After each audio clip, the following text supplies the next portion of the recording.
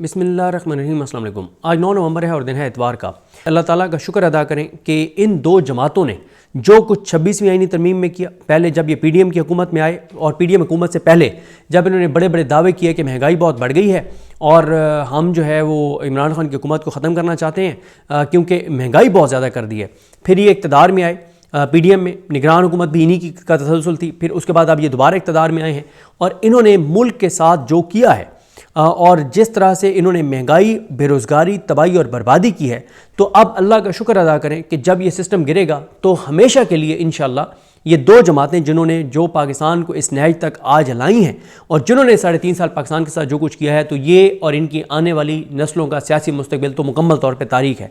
मेरा नहीं ख्याल कि अगर इस वक्त किसी बच्चे की उम्र 10 साल है और वो चीज़ों को समझता है तो वो अपनी ज़िंदगी में अल्लाह ताला उसे लंबी ज़िंदगी दे, वो 60 साल जिए, वो 70 साल जिए, वो 80 साल जिए, वो 90 साल जिए, वो 100 साल जिए, यानी वो 90 साल मज़ीद जो 10 साल का है वो 90 साल और अगर जिएगा, अल्लाह उसे लंबी ज़िंदगी दे, तो अगले 90 साल में वो शरीफ ख़ानदान की आने वाली नस्लों पे तो एतबार नहीं करने वाला जो कुछ इन्होंने मुल्क के साथ किया है।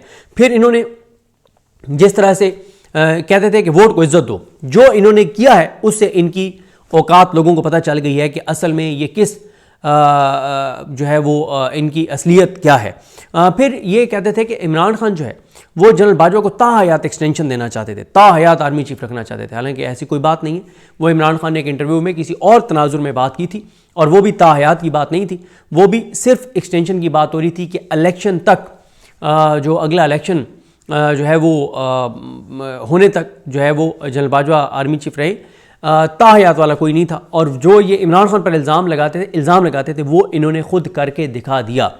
फिर इसमें जो मैंने आपको पॉजिटिव पहलू बताया ना, पॉजिटिव पहलू बहरहाल यही है कि अब इन दो सियासी जमातों की हमेशा के लिए छुट्टी है। 8 फरवरी को भी इनको वोट नहीं पड़ा, लेकिन 8 फरवरी को फिर भी इनकी एक 17 सीटर पार्टी है, एक 27 सीटर पार्टी है, लेकिन अब वो 17 और 27 सीटें भी नहीं होंगी जो कुछ इन्होंने मुल्क के साथ किया है। फिर इमरान खान ने इनके बारे में कहा था कि और कहते थे और पूरा पाकिस्तान ये समझता है कि अपनी ज़ात और मफाद के लिए सारे फैसले करने हैं, वो इस 27वीं आईनी तरमीम में वो भी इस्टेब्लिश हो गया है। क्यों? इस आईनी तरमीम में सब के लिए इस्तिस्ना है। अगर किसी के लिए कुछ नहीं है तो वो अवाम पाकिस्तान है, वो पाकिस्तान का गरीब तबका है, वो पाकिस्तान के बेरोज़गार नौजवान हैं, वो पाकिस्तान के गरीब लोग हैं, वो पाकिस्तान के ताजिर हैं, वो पाकिस्तान के किसान हैं, वो पाकिस्तान के इंडस्ट्रियलिस्ट हैं, वो पाकिस्तान का तनख्वाहदार तबका है, वो पाकिस्तान के स्टूडेंट्स हैं, वो पाकिस्तान की यूथ है, वो ओवरसीज़ पाकिस्तानी है। किसी के लिए कुछ नहीं है। अगर कुछ है तो वह इनकी अपनी ज़ात और मफाद के लिए है। मुझे एक बात बताएं कि अगर शहबाज शरीफ जो कहते हैं, कस्में कुरानें खाते हैं कि मैंने एक धल्ले की करप्शन नहीं की, तो अगर आपने एक धल्ले की करप्शन नहीं की तो आप अपने आप को इस्तिस्ना क्यों दे रहे हैं? अगर जरदारी ने कुछ नहीं किया तो आप अपने आप को इस्तिस्ना क्यों दे रहे हैं? मुझे बताएं, क्या इस्लाम की तारीख में कोई एक मुस्लिम हुक्मरान बता दें जिसने ताहयात मरात ली हूँ कि मैं जब तक ज़िंदा रहूँगा, ओहदे से हटने के बाद भी तो मुझे मरात मिलती रहेंगी? और मुझे कोई एक इस्लामी तारीख में से ऐसी मिसाल बता दें जहाँ पे एक आ गया हो कि ताहयात इस्तिस्ना होगा, चाहे वो स्याह करें सफ़ेद करें, ऐसी कोई मुझे मिसाल जो है वो नहीं मिलती। तो इसलिए, और तीसरा यह है कि वो जजेस जो मतलब अब जो जजेस जो हैं वो इनकी सहूलतकारी इस निज़ाम की कर रहे थे, वो भी खुल के एक्सपोज हो गए हैं। यानी सारे के सारे तबकात, कोई रह नहीं गया जो एक्सपोज ना हुआ। तो ये 2-3 इसके पॉजिटिव पहलू हैं। आप इस आईनी तरमीम को एक लम्हे के लिए देखें। इस वक्त 30 से 40 टीवी चैनल्स हैं और 30 से 40 जो टीवी चैनल्स हैं ना, वो इस वक्त सरकारी फ़ंड के ऊपर पल रहे हैं। उनको आवाम के टैक्स के पैसों से पिछले 3-3.5 साल में 20 अरब से ज़ायद का फ़ंड दिया गया है। 78 डिजिटल मीडिया के प्रोजेक्ट्स चल रहे हैं जिनको डायरेक्ट इनडायरेक्ट फंडिंग की जा रही है। उन 30-40 चैनल्स, 10 से 15 अखबारात और 78 ये प्रोजेक्ट्स जो डिजिटल मीडिया के चल रहे हैं, और बाकी भी छोटी मोटी आगे पीछे चीज़ जिन इंडिविजुअल्स को पैसे दिए जा रहे हैं उनको मिला चला के कोई 150 के करीब ऐसे इदारे या इंडिविजुअल्स हैं जिनको यानी वैसे तो थोड़े थोड़े करके और जिनको टीवी चैनल्स में मोबिलाइज करवाया गया है या जिनको पीटीवी में रखवाया गया, अगर इस तरह से गिनना शुरू करेंगे तो 400-500 लोग बन जाएंगे। लेकिन मोटी मोटी अगर आप बात करें तो तकरीबन ये टीवी चैनल्स, अखबारात, डिजिटल मीडिया के सेटअप्स या 15 से 20 इंडिविजुअल्स जिनको बहुत ज़्यादा पर मंथ पैसे मिल रहे हैं, ये मिला के 150 बनते हैं। इन 150 में से, और जो टीवी चैनल्स हैं, एक टीवी चैनल के ऊपर 15-15, 20-20 तजियाकार और एंकर्स हैं।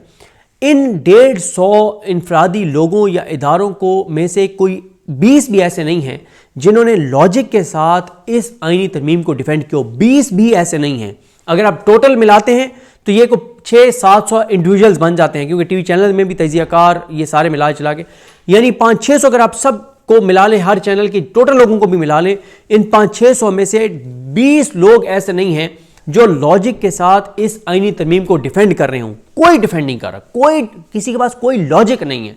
कोई 20 लोगों ने ट्विटर पे आके इसको डिफेंड नहीं किया कि यार इसकी ये लॉजिक बनती थी, इसलिए किया गया है कि शहबाज शरीफ को जो ताहयात इस्तिस्ना दिया जा रहा है वो इस वजह से है, जरदारी को जो ताहयात इस्तिस्ना दिया जा रहा है, कोई किसी को इस्तिस्ना मिलने पे कोई एक बंदा भी, यानी मैंने 20 तो बहुत ज़्यादा बताएं, एक भी लॉजिक के साथ आके इसको डिफेंड नहीं कर रहा कि जी ये लॉजिक है, इस वजह से हमने ये किया है। बाकी इमरान खान ने शहबाज शरीफ को जिस लक़ब से नवाजा था वो भी शहबाज शरीफ साहब ने साबित कर दिया है कि बाकू से बैठ के वीडियो लिंक के ऊपर जो है उन्होंने कहा बस लंबी चौड़ी तकरीर की, मुसवदा डिस्कस ही नहीं हुआ, मुसवदा पढ़े नहीं गया और मुसवदे की मंजूरी दे दी गई। उसमें पीपल्स पार्टी को देख लें, वो अल्लाह ताला ने इतना करम किया कि ये भुट्टो को बेचते थे, ये बेनज़ीर को बेचते थे, ये घटिया दावे करते थे सो कॉल्ड कि हम इंसानी हकूक़ के चैंपियन हैं। अल्लाह ताला ने इतना करम किया कि इनके सियासी जिस्म का कोई एक हिस्सा ऐसा नहीं है जो इस वक्त ढका हुआ हो। इनके सियासी जिस्म से एक एक कपड़े का टुकड़ा उतर गया है, ये मुकम्मल तौर पे इनका सियासी जिस्म नंगा हो गया पीपल्स पार्टी वालों का। इनकी हैसियत, औकात, असलियत आवाम के सामने आ गई है। इनकी आने वाली नस्लें भी कभी जमहूरियत का और इंसानी हकूक़ का, आज़ादी ज़ाहिर राय का, मुल्क का, वतन का, मोहब्बत, मुल्क से वतन, मोहब्बत, किसी चीज़ का ये नाम नहीं ले सकते। तो वो भी बग़ैर मुसवदा उनके पास था ही नहीं, और 2 दिन CEC का इलाज करके उन्होंने हर वो चीज़ जो असल में करवानी थी उसकी जो है वो उन्होंने मंजूरी दे दी। देखिए ये सारा कुछ हुआ इमरान खान को खौफ में। 3.5 साल से चीज़ें हो रही हैं, पहले 26वीं आईनी तरमीम की, फिर 27वीं आईनी तरमीम अब हो गई है। लेकिन बात यह है कि 3.5 साल में जो कुछ किया गया, क्या उसमें से किसी चीज़ का इमरान खान को नुकसान पहुंचा है? जो इससे आप इमरान खान को नुकसान पहुंचाएंगे या पहुंचेगा? नहीं पहुंचेगा। इससे तो इमरान खान और ताकतवर हुआ है, उसका बयानिया और मजबूत हुआ है, उसका बयानिया जीता है। वो बार बार कह रहा था कि ये अपनी ज़ात और मफाद के लिए सारे फैसले कर रहे हैं और इसमें सारा कुछ वही है। तो आप अब किस तरह से वो करेंगे? वो मियाँ नवाज शरीफ, मियाँ नवाज शरीफ के बारे में मैं उनका शफ़क़त अयाज़ का ट्वीट देख रहा था। उन्होंने कहा कि जिस जंग की बुनियाद पे ये सारी तरमीम हुई है, इस तरमीम में जंग के डिज़ाइनर के लिए भी कुछ है या कुछ नहीं है? ज़ाहिर है कुछ नहीं है। तो ज़ाहिर है उन्होंने बहुत कुछ इस सिस्टम से ले लिया हुआ है अपनी बेटी के लिए, अपने ख़ानदान के लिए। अब आ जाएंगे इस तरमीम का बरह रास्त इमरान खान साहब पर और तहरीक इंसाफ पर क्या असरात होंगे। पहली बात यह है, एक एक करके देख लेते हैं कि जी अब आईनी अदालत बन गई है। अच्छा, जब ये आईनी बेंच था तो भी इमरान खान को इंसाफ नहीं मिल रहा था।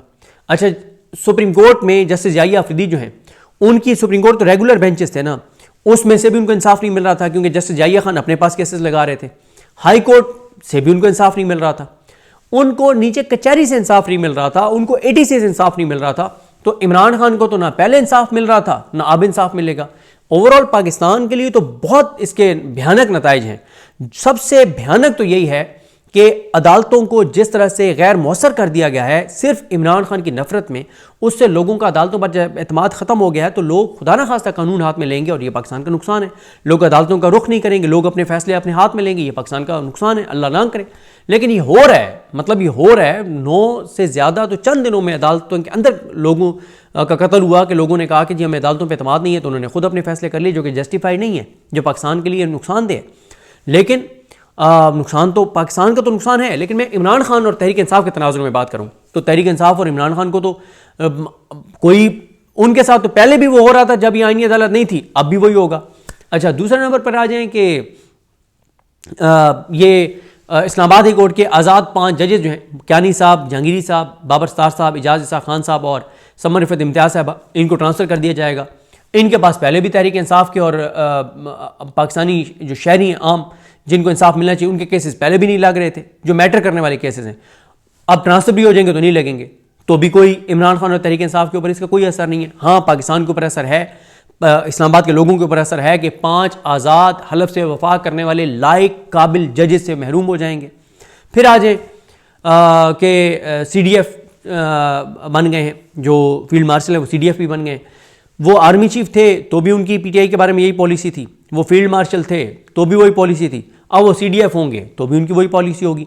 प्रैक्टिकल उनकी ताकत तो वही थी जो आर्मी चीफ के तौर पे थी, जो फील्ड मार्शल के तौर पे थी, जो अब होगी, तो वो उनकी पॉलिसी वही थी। बाकी भी जुडिशल कमीशन में चेंजिंग हो गई है, तो जुडिशल कमीशन में पहले भी हुकूमत की अक्सरियत थी, सुप्रीम जुडिशल काउंसिल में तब्दीली हो गई है, तो हाँ ये है कि आज़ाद जजेस उसे फारिग करना आसान हो जाएगा। लेकिन आज़ाद जजेस फारिग होकर भी दिए जाएंगे तो उन आज़ाद जजेस के पास तो तहरीक इंसाफ के केसेस पहले भी नहीं लग रहे थे। तो कहने का मकसद ये है कि तहरीक इंसाफ के साथ जो कुछ हो रहा था, इमरान खान के साथ जो कुछ हो रहा था, वो किसी आईनी तरमीम के तहत थोड़ी हो रहा था। वो आईनी तरमीम के किसी आइन के तहत थोड़ी हो रहा था, वो किसी कानून के तहत थोड़ी हो रहा था। तो अब आपने आइन में तरमीम कर दी है, तो इमरान खान के साथ तो बगैर आईनी तरमीम के भी बदतरीन सलूक हो रहा था और तहरीक इंसाफ के साथ। तो अब भी इमरान खान और तहरीक इंसाफ के साथ जो कुछ होना है वो इस आईनी तरमीम या आइन के तहत नहीं होना, वो गैर आईनी तौर पर, गैर कानूनी तौर पर होना है। तो मेरा नहीं ख्याल कि इसका बरह रास्त इमरान खान या तहरीक इंसाफ के ऊपर कोई इसका असर पड़ना है। इसका असर हाँ पाकिस्तान के लोगों, पाकिस्तान के इदारों के ऊपर ज़रूर पड़ना है। इमरान खान का तो बयानिया जीता है, इमरान खान को तो फ़ायदा हुआ है, इमरान खान ने तो जो कहा था वो चीज़ें साबित हुई हैं। तो लिहाजा मेरा नहीं ख्याल कि इसका बरह रास्त कोई इमरान खान के ऊपर कोई बहुत नेगेटिव असर पड़ेगा, बल्कि नजम सेठी ने तो डराना शुरू कर दिया। नजम सेठी का मैं आपको बता देता हूँ, मैंने कल रात असद चौधरी साहब के इंटरव्यू में भी बड़ी तफसील से बताया था कि उन्होंने तो डराना शुरू कर दिया है और उन्होंने तो कहा है कि इस तरमीम के बाद उन्होंने कहा है कि इमरान खान के साथ बातचीत का आगाज़ हो सकता है। और क्यों वो कह रहे हैं, गो कि मैं इससे इतफाक नहीं करता, मैं सिर्फ ये बता रहा हूँ कि नजम सेठी जो नवाज शरीफ के बहुत करीब है, उन्होंने नून लीग वालों को डराना शुरू कर दिया है। नजम सेठी कहते हैं कि अब फील्ड मार्शल साहब को कोई हाथ नहीं लगा सकेगा, अब अगर इमरान खान इलेक्शन के जरिए आ भी जाएँ तो वो कुछ भी नहीं कर पाएंगे, 2/3 तो ये लेने नहीं देगी इस्टेब्लिशमेंट इमरान खान को। अब डील भी हो सकती है क्योंकि सब अपने आप को इस्तिस्ना दे रहे हैं। इमरान खान ने डील करनी नहीं है, लेकिन मैं इनका पॉइंट ऑफ व्यू आपके सामने रख रहा हूँ। नजम सेठी कहते हैं कि 9 मन तेल भी होगा और राधा भी नाचेगी। इस सारी तब्दीली से आवाम को कुछ नहीं मिल रहा, हुक्मरान तबका अपना तहफ़्फ़ुज़ कर रहा है और अब खान साहब का डर भी ख़त्म हो जाएगा। कि वो कहते हैं कि पहले डर था इमरान खान आ जाएगा, फ़लाँ को हटा देगा, फ़लाँ को हटा देगा, जेलों में डाल देगा, केसेस बना देगा। अब वो कहते हैं सब ने इस्तिस्ना ले लिया, जो मेन किरदार हैं, अब उनको कोई डर नहीं है कि अब तो हमने इस्तिस्ना ले लिया। फिर वो कहते हैं कि कल को अगर इमरान खान के साथ कोई डील होती है तो फिक्र की बात नहीं, इमरान खान ना फील्ड मार्शल को हाथ लगा सकेगा, ना वज़ीर आज़म और सदर के खिलाफ कोई कार्रवाई कर सकेगा। पहले तो ये डर था कि खान ने निकल कर इसको भी नहीं छोड़ना, उसको भी नहीं छोड़ना। अब अगर ये सारी चीज़ें हो जाती हैं तो फील्ड मार्शल को तो कोई हाथ नहीं लगा सकेगा।